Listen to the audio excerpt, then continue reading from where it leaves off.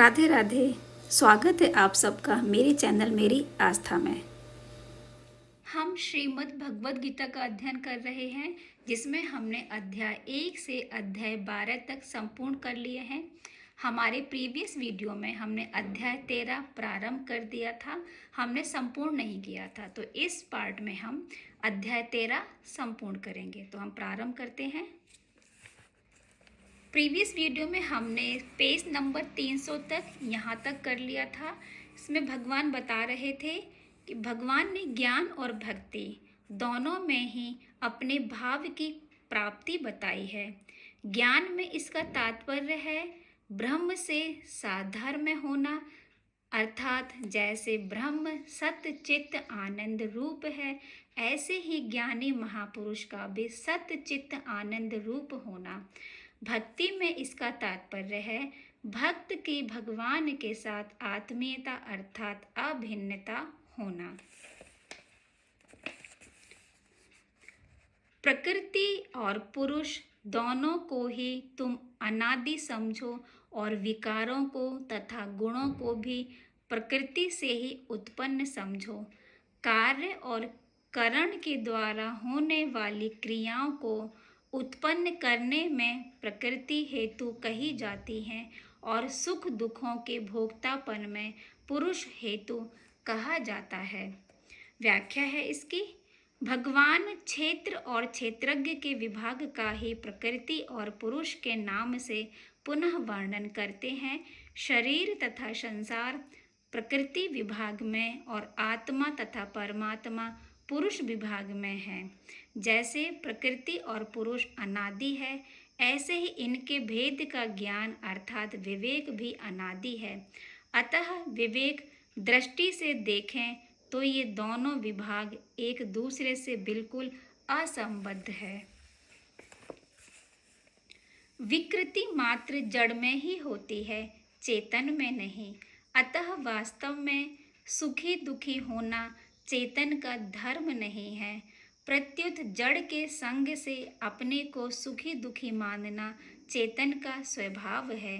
तात्पर्य है कि चेतन सुखी दुखी नहीं होता, प्रत्युत सुखाकार दुखाकार वृत्ति से मिलकर अपने को सुखी दुखी मान लेता है। चेतन में एक दूसरे से विरुद्ध सुख दुख रूप दो भाव हो ही कैसे सकते हैं। दो भाव परिवर्तनशील प्रकृति में ही हो सकते हैं।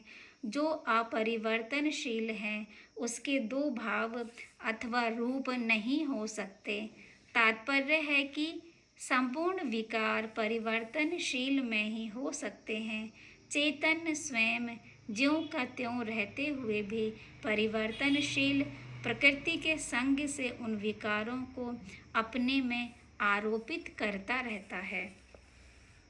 भगवान शक्तिमान है और प्रकृति उनकी शक्ति है।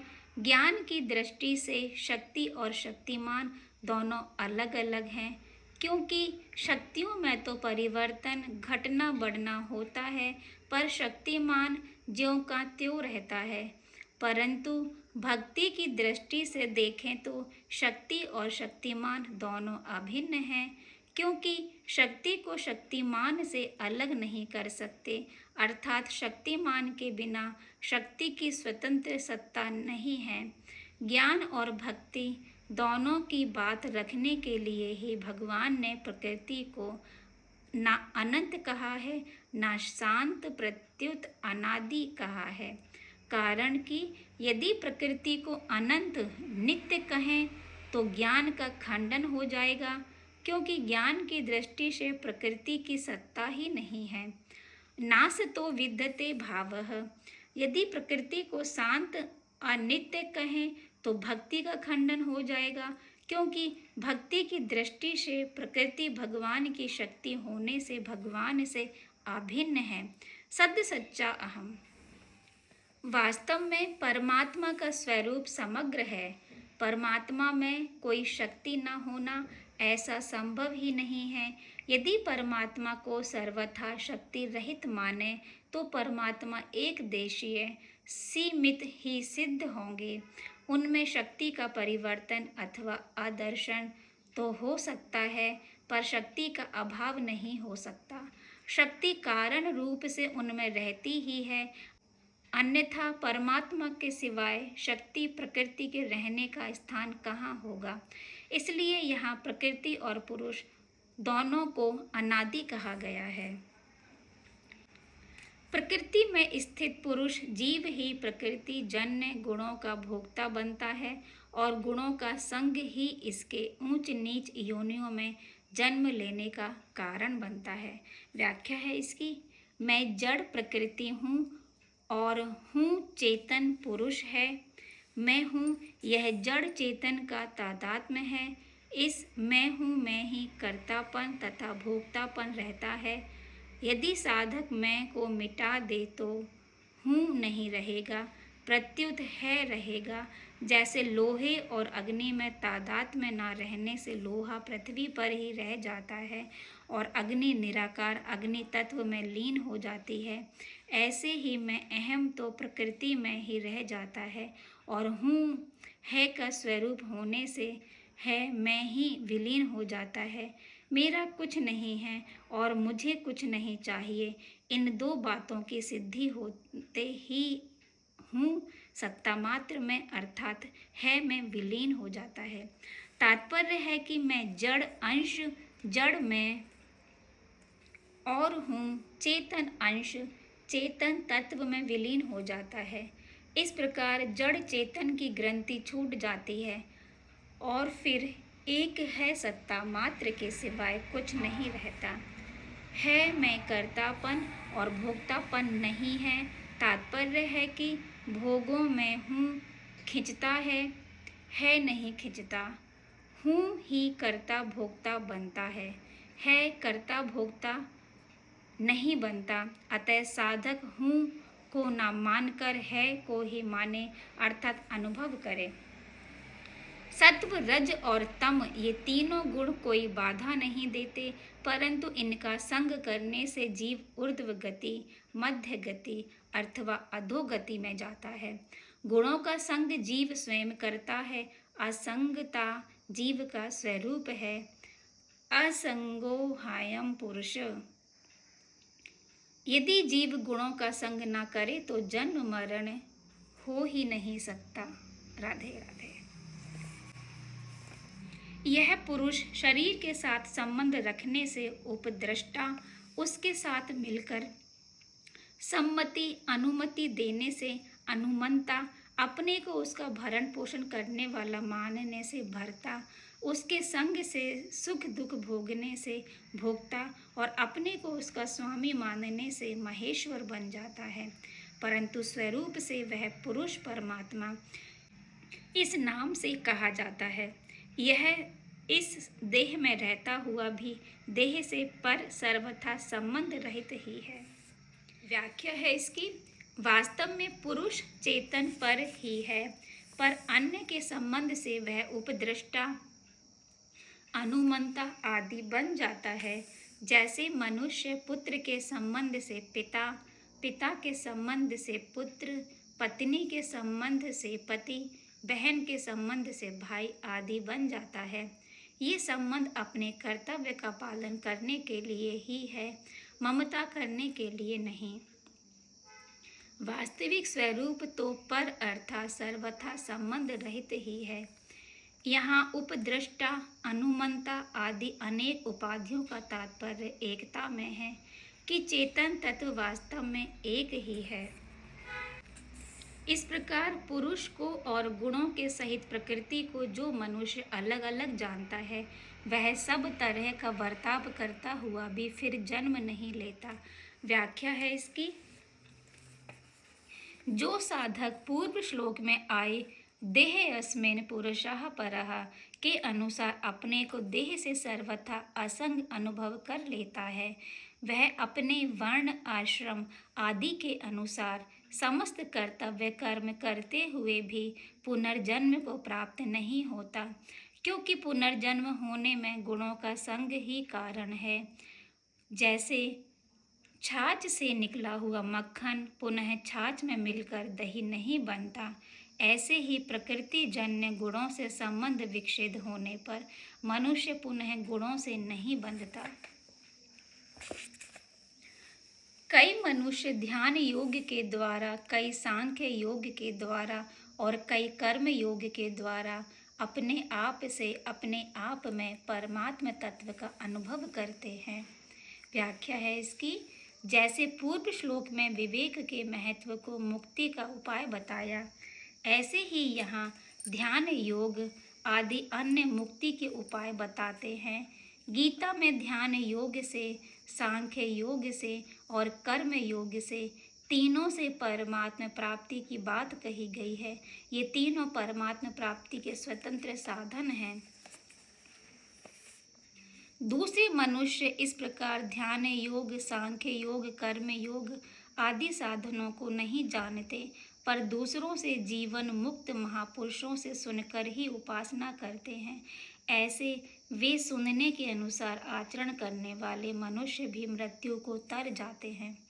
व्याख्या है इसकी, जिन मनुष्यों में शास्त्रों को तथा उनमें वर्णित साधनों को समझने की योग्यता नहीं है, जिनका विवेक कमजोर है, पर जिनके भीतर मृत्यु से तरने मुक्ति की उत्कट अभिलाषा है, ऐसे मनुष्य भी जीवन मुक्त संत महात्माओं की आज्ञा का पालन करके मृत्यु को तर जाते हैं, अर्थात तत्व ज्ञान को प्राप्त कर लेते हैं। हे भरतवंशियों में श्रेष्ठ अर्जुन, स्थावर और जंगम जितने भी प्राणी पैदा होते हैं, उनको तुम क्षेत्र और क्षेत्रज्ञ के संयोग से उत्पन्न हुए समझो। व्याख्या है इसकी, चर अचर स्थावर जंगम आदि जितने भी प्राणी हैं, वे सब के सब क्षेत्र और क्षेत्रज्ञ के संबंध से ही पैदा होते हैं। क्षेत्रज्ञ प्रकृतिस्थ पुरुष शरीर को मैं मेरा तथा मेरे लिए मान लेता है, यही क्षेत्र और क्षेत्रज्ञ का संयोग है। पूर्व पक्ष, संयोग सजातीयता में ही होता है, फिर विजातीय क्षेत्र जड़ के साथ क्षेत्रज्ञ चेतन का संयोग कैसे संभव है? उत्तर पक्ष, ठीक है, जैसे अंधकार और सूर्य का संयोग नहीं हो सकता, ऐसे ही क्षेत्र और क्षेत्रज्ञ का संयोग नहीं हो सकता। तथापि परमात्मा का अंश होने के कारण क्षेत्रज्ञ जीव में यह शक्ति है कि वह विजातीय वस्तुओं को भी पकड़ सकता है, उसके साथ अपना संबंध मान सकता है। उसे यह स्वतंत्रता परमात्मा के द्वारा प्रदत्त है। इस स्वतंत्रता का दुरुपयोग करके ही क्षेत्रज्ञ ने संसार के साथ अपना संबंध मान लिया और जन्म मरण के चक्र में पड़ गया। जो नष्ट होते हुए संपूर्ण प्राणियों में परमेश्वर को नाश रहित और समरूप से स्थित देखता है, वही वास्तव में सही देखता है। व्याख्या है इसकी, जैसे आकाश में कभी सूर्य का प्रकाश फैल जाता है, कभी रात का अंधेरा हो जाता है, कभी धुआं छा जाता है, कभी बादल छा जाते हैं, कभी बिजली चमकती है, कभी वर्षा होती है, कभी ओले गिरते हैं, कभी गर्जना होती है, परंतु आकाश में कोई फर्क नहीं पड़ता। वह ज्यों का त्यों निर्लिप्त निर्विकार रहता है। इसी प्रकार सर्वत्र परिपूर्ण परमात्म सत्ता में कभी महासर्ग और महाप्रलय होता है, कभी सर्ग और प्रलय होता है, कभी जन्म और मृत्यु होती है, कभी अकाल पड़ता है, कभी बाढ़ आती है, कभी भूकंप आता है, कभी घमासान युद्ध होता है, परंतु सत्ता ज्यों की त्यों निर्लिप्त निर्विकार रहती है। बद्ध हो या मुक्त, पापी हो या धर्मात्मा, वह निर्विकार सत्ता दोनों में समान रूप से स्थित रहती है। प्रतिक्षण विनाश की तरफ जाने वाले प्राणियों में विनाश रहित सदा एक रूप रहने वाले परमात्मा को जो निर्लिप्त निर्विकार देखता है, वही वास्तव में सही देखता है। तात्पर्य है कि जो परिवर्तनशील नाशवान शरीर के साथ स्वयं को देखता है, उसका देखना सही नहीं है, परंतु जो सदा ज्यों के त्यों निर्लिप्त निर्विकार रहने वाले परमात्म तत्व के साथ स्वयं को अभिन्न रूप से देखता है, उसका देखना ही सही है। क्योंकि सब जगह समरूप से स्थित ईश्वर को समरूप से देखने वाला मनुष्य अपने आप से अपनी हिंसा नहीं करता, इसलिए वह परम गति को प्राप्त हो जाता है। व्याख्या है इसकी। जो मनुष्य स्थावर, जंगम, चर अचर आदि संपूर्ण प्राणियों में समान रूप से परिपूर्ण परमात्म तत्व के साथ अपनी अभिन्नता का अनुभव करता है, वह अपने द्वारा अपनी हत्या नहीं करता।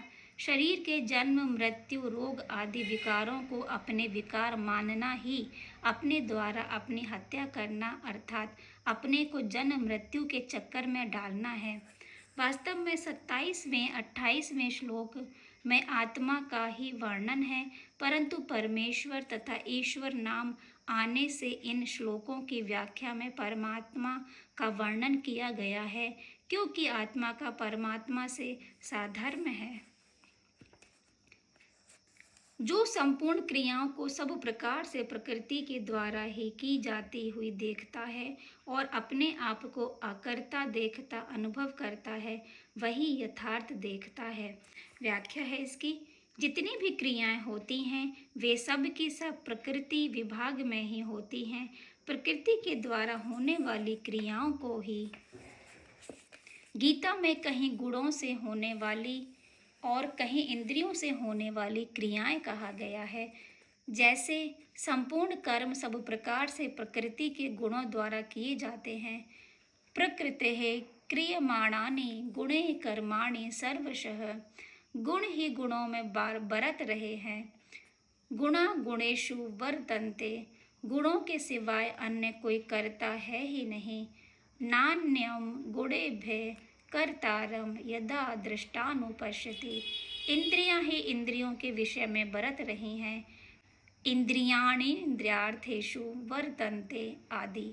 तात्पर्य है कि क्रिया मात्र प्रकृति जन्य ही है, अतः प्रकृति कभी किंचित मात्र भी अक्रिय नहीं होती और पुरुष में कभी किंचित मात्र भी क्रिया नहीं होती। इसलिए गीता में आया है कि तत्व को जानने वाला सांख्य योगी में स्वयं लेश मात्र भी कुछ नहीं करता हूँ ऐसा अनुभव करता है। नैव किंचित करोमीति युक्तो मन्यते तत्वित्। स्वयं ना करता है ना करवाता है। नैव कुर्वन् कार्यन्। यह पुरुष शरीर में रहता हुआ भी ना करता है ना लिप्त होता है। शरीरस्थो अपि कौन्तेय ना करोति ना लिप्यते। जो आत्मा को कर्ता मानता है वह दुर्मति ठीक नहीं समझता, क्योंकि उसकी बुद्धि शुद्ध नहीं है। तत्रैवं सति कर्तारमात्मानम् आदि। जिस काल में साधक प्राणियों के अलग अलग भावों को एक प्रकृति में ही स्थित देखता है और उस प्रकृति से ही उन सब का विस्तार देखता है, उस काल में वह ब्रह्म को प्राप्त हो जाता है। व्याख्या। सृष्टि के संपूर्ण प्राणियों के स्थूल, सूक्ष्म तथा कारण शरीर एक प्रकृति से ही उत्पन्न होते हैं, प्रकृति में ही स्थित रहते हैं और प्रकृति में ही लीन होते हैं। इस प्रकार देखने वाला ब्रह्म को प्राप्त हो जाता है, अर्थात प्रकृति से अतीत स्वयं सिद्ध अपने स्वरूप परमात्म तत्व को प्राप्त हो जाता है। हे कुंती नंदन, यह पुरुष स्वयं अनादि होने से और गुणों से रहित होने से अविनाशी परमात्म स्वरूप ही है।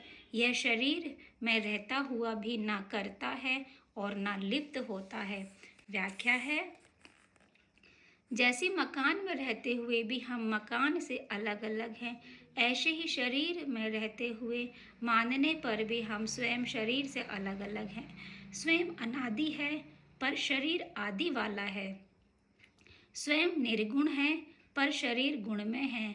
स्वयं परमात्मा है पर शरीर अनात्मा है। स्वयं अव्यय है पर शरीर नाशवान है। इसलिए अज्ञानी मनुष्य के द्वारा स्वयं को शरीरों में स्थित मानने पर भी वास्तव में वह शरीर में स्थित नहीं है, अर्थात शरीर से सर्वथा असंबद्ध है। ना करोति ना लिप्यते। कारण कि शरीर का संबंध तो संसार के साथ है, पर स्वयं का सम्मत परमात्मा के साथ है। अतः वास्तव में स्वयं कभी शरीरस्थ हो सकता ही नहीं, परंतु इस वास्तविकता की तरफ ध्यान न देने के कारण मनुष्य स्वयं को शरीरस्थ मान लेता है। ना करोति न लिप्यते, यह साधन जन्य नहीं है, प्रत्युत स्वतः स्वाभाविक है। तात्पर्य है कि स्वयं में लेश मात्र भी कर्तव्य भोक्तृत्व नहीं है। यह स्वतः सिद्ध बात है, इसमें कोई पुरुषार्थ नहीं है, अर्थात इसके लिए कुछ करना नहीं है। अतः कर्तव्य भोक्तृत्व को मिटाना नहीं है, प्रत्युत इनको अपने में स्वीकार नहीं करना है, इनके अभाव का अनुभव करना है, क्योंकि वास्तव में वे अपने में है ही नहीं। इसलिए साधक को अपने में निरंतर अकर्तव्य और अभोक्तृत्व का अनुभव करना चाहिए। अपने में निरंतर अकर्तव्य और अभोक्तृत्व का अनुभव होना ही जीवन मुक्ति है। जैसे सब जगह व्याप्त आकाश अत्यंत सूक्ष्म होने से कहीं भी लिप्त नहीं होता, ऐसे ही सब जगह परिपूर्ण आत्मा किसी भी देह में लिप्त नहीं होता।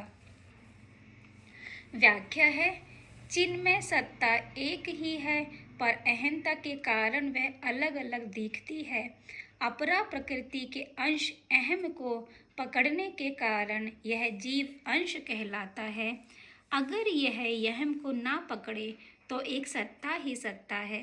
सत्ता के सिवाय सब कल्पना है। वह चिन्मय सत्ता सब कल्पनाओं का आधार, अधिष्ठान, प्रकाशक और आश्रय है।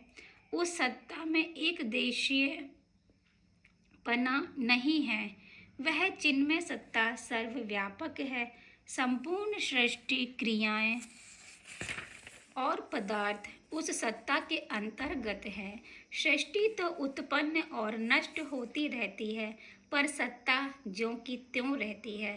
तात्पर्य है कि चिन्मय सत्ता न शरीरस्थ है और न प्रकृतिस्थ है, प्रत्युत आकाश की तरह सर्वत्र स्थित सर्वगत है। नित्यः सर्वगतः वह संपूर्ण शरीरों के बाहर भीतर सर्वत्र परिपूर्ण है। वह सर्वव्यापी सत्ता ही हमारा स्वरूप है और वही परमात्म तत्व है। सत्ता में एक देशीयता अहम के कारण दिखती है। वह अहम सुख लोलुपता पर टिका हुआ है। साधन करते हुए भी साधक जहाँ है वहीं सुख भोगने लग जाता है। सुख संकीर्ण बदनाती, यह सुख लोलुपता गुणातीत होने तक रहती है। अतः इसमें साधक को बहुत सावधान रहना चाहिए और सावधानी पूर्वक सुख लोलुपता से बचना चाहिए। राधे राधे। हे भारतवंशोद्भव अर्जुन, जैसे एक ही सूर्य इस संपूर्ण संसार को प्रकाशित करता है, ऐसे ही क्षेत्रज्ञ आत्मा संपूर्ण क्षेत्र को प्रकाशित करता है। व्याख्या है, जैसे सूर्य के प्रकाश में संपूर्ण शुभ अशुभ क्रियाएं होती हैं, सूर्य के प्रकाश में कोई वेद का पाठ करता है, कोई शिकार करता है, परंतु सूर्य को उन क्रियाओं का ना पुण्य लगता है ना पाप, कारण कि सूर्य उन क्रियाओं का ना तो कर्ता बनता है और ना भोक्ता ही बनता है। इसी प्रकार आत्मा सर्वव्यापी सत्ता संपूर्ण शरीर को सत्ता स्फूर्ति तो देता है, पर वास्तव में वह ना तो कुछ करता है और ना लिप्त ही होता है। तात्पर्य है कि स्वयं में प्रकाश तत्व का अभिमान नहीं है। करने की जिम्मेवारी उसी पर होती है जो कुछ कर सकता है। जैसे कितना ही चतुर चित्रकार हो, बिना सामग्री, रंग, ब्रश आदि के वह चित्र नहीं बना सकता, ऐसे ही पुरुष चेतन प्रकृति जड़ शरीर आदि की सहायता के बिना कुछ नहीं कर सकता। इसलिए कुछ न कुछ करने में ही शरीर का उपयोग है। यदि हम कुछ भी ना करना चाहें तो शरीर का क्या उपयोग है? कुछ भी उपयोग नहीं है। यदि हम कुछ भी देखना ना चाहें तो आँख हमारे क्या काम आई? कुछ भी सुनना ना चाहें तो कान हमारे क्या काम आया। स्थूल क्रिया करने में स्थूल शरीर काम आता है। चिंतन, मनन, ध्यान आदि करने में सूक्ष्म शरीर काम आता है। स्थिरता, समाधि में कारण शरीर काम आता है। शरीर और उसके द्वारा होने वाली क्रियाएं संसार के ही काम आती हैं। हमारा स्वरूप चिन्मय सत्ता मात्र है, अतः उसके लिए तीनों शरीर और उसकी क्रियाएं कुछ काम नहीं आती। चिन्मय सत्ता मात्र में कोई कमी नहीं आती, क्योंकि सत्ता एक ही हो सकती है, दो हो सकती ही नहीं, अतः हमें किसी साथी की जरूरत नहीं है। इस प्रकार ना तो क्रिया के साथ संबंध हो, न अप्राप्त वस्तु के साथ संबंध कामना हो, और न प्राप्त वस्तु के साथ संबंध ममता हो, तो प्रकृति के साथ तादात्म्य नहीं रहेगा। प्रकृति से तादात्म्य न रहने पर प्रकृति में क्रिया तो रहती है, पर कोई कर्ता और भोक्ता नहीं रहता। इस प्रकार जो ज्ञानी रूपी नेत्रों से क्षेत्र और क्षेत्रज्ञ के विभाग को तथा कार्य कारण सहित प्रकृति से स्वयं को अलग जानते हैं, वे परमात्मा को प्राप्त हो जाते हैं। व्याख्या है इसकी। क्षेत्र और क्षेत्रज्ञ के विभाग का ज्ञान विवेक कहलाता है। जो साधक इस विवेक को महत्व देकर क्षेत्र और क्षेत्रज्ञ के विभाग को ठीक ठीक जान लेते हैं तथा प्रकृति और उसके कार्य शरीर को स्वयं से सर्वथा अलग अनुभव कर लेते हैं, वे चिन्मय परमात्म तत्व को प्राप्त हो जाते हैं। उनकी दृष्टि में एक चिन्मय तत्व के सिवाय कुछ नहीं रहता। संपूर्ण क्रियाएं क्षेत्र अर्थात जड़ विभाग में ही होती हैं। क्षेत्रज्ञ अर्थात चेतन विभाग में कभी किंचित मात्र भी कोई क्रिया नहीं होती। स्थूल शरीर तथा उससे होने वाली क्रियाएं, सूक्ष्म शरीर तथा उससे होने वाला चिंतन, और कारण शरीर तथा उससे होने वाली स्थिरता व समाधि, ये सभी जड़ विभाग में ही हैं। कामना, ममता, अहंता आदि संपूर्ण विकार जड़ विभाग में ही है। संपूर्ण पाप ताप भी जड़ विभाग में ही है। पराश्रय तथा परिश्रम ये दोनों जड़ विभाग में हैं। भगवद आश्रय और विश्राम ये दोनों चेतन विभाग में हैं। जड़ और चेतन के विभाग को अलग अलग जानना ही ज्ञान है। इस ज्ञान रूपी अग्नि से संपूर्ण पाप सर्वथा नष्ट हो जाते हैं। राधे राधे।